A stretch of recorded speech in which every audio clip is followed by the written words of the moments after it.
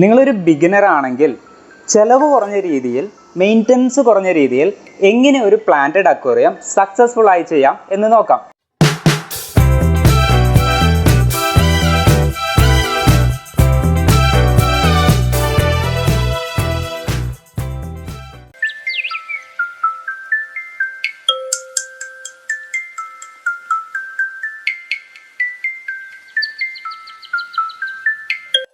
വീഡിയോയുടെ ഇൻട്രോയിൽ പറഞ്ഞതുപോലെ തന്നെ ഈ അക്വേറിയം ചിലവ് കുറഞ്ഞതായിരിക്കണം, അതുപോലെ തന്നെ മെയിൻ്റനൻസും കുറഞ്ഞതായിരിക്കണം.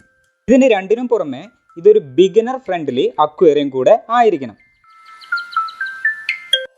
സാധാരണ എല്ലാ പ്ലാന്റഡ് അക്വേറിയംസും സെറ്റ് ചെയ്യുന്നത് പോലെ തന്നെ അക്വേറിയത്തിൻ്റെ ബോട്ടം ലെയറായി നമ്മൾ ബെനിഫിഷ്യൽ ബാക്ടീരിയ ആഡ് ചെയ്ത് അതിൻ്റെ മുകളിൽ സബ്സ്ട്രേറ്റ് ആഡ് ചെയ്ത് അതിൻ്റെ മുകളിൽ അക്വ സോയിലിന് പകരം സാധാ ഗ്രേവലാണ് ഉപയോഗിച്ചിരിക്കുന്നത്.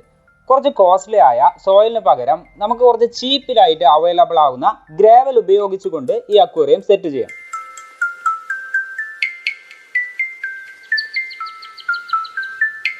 ഹാർഡ്സ്കേപ്പിന് വേണ്ടി നമുക്ക് സേറിയോ സ്റ്റോൺ പൊട്ടിച്ചെടുത്ത് അതിനെ വീണ്ടും എംസിയിലും ഫ്ലക്സ് ഗമ്മും ടിഷ്യൂ പേപ്പറും എല്ലാം ഉപയോഗിച്ച് ഒട്ടിച്ചെടുത്ത് ഇതുപോലുള്ള സ്റ്റീപ്പായിട്ടുള്ള പില്ലേഴ്സ് ഉണ്ടാക്കിയെടുക്കാം. ഇനി സ്റ്റോൺസ് എങ്ങനെയാണ് കൂട്ടി ഒട്ടിക്കേണ്ടത് എന്നുള്ള ഒരു വീഡിയോ ഞാൻ മുമ്പ് ചെയ്തിരുന്നു. അതിൻ്റെ ലിങ്ക് താഴെ ഡിസ്ക്രിപ്ഷനിൽ കൊടുത്തിട്ടുണ്ട്.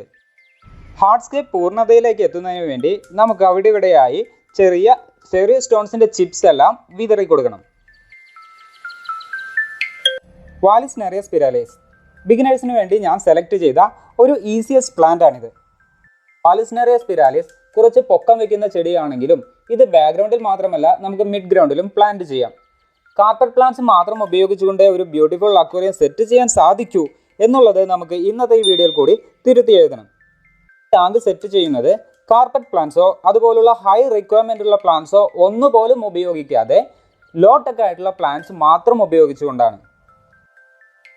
വാലിസ്നെറിയ സ്പിരാലിസിന് പുറമെ ഈ ടാങ്കിൽ ഉപയോഗിച്ചിരിക്കുന്ന മറ്റ് ലോ ടെക് പ്ലാന്റുകളാണ് ലുഡ്വിഗിയ റിപ്പൻസ്, ഹൈഗ്രോഫില സ്ട്രിക്റ്റ, സജിറ്റേറിയ സുബുലാട്ട, മൈക്രോസോറം പെട്രോപ്പസ് വിൻഡ് ലവ് അഥവാ ജാവ ഫെൺ വിൻഡ് ലോഗ് മുതലായവ.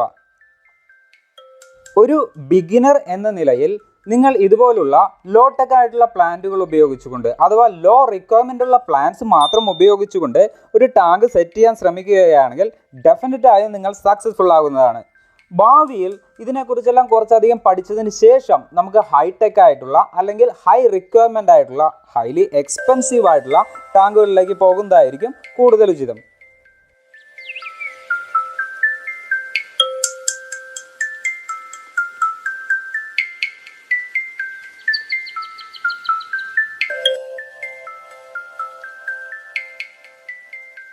ഇന്നത്തെ വീഡിയോയിൽ കൂടി നിങ്ങൾക്ക് കുറച്ച് അറിവ് പകർന്നു തരാൻ സാധിച്ചു എന്ന വിശ്വാസത്തോടു കൂടി നിർത്തിക്കൊള്ളട്ടെ.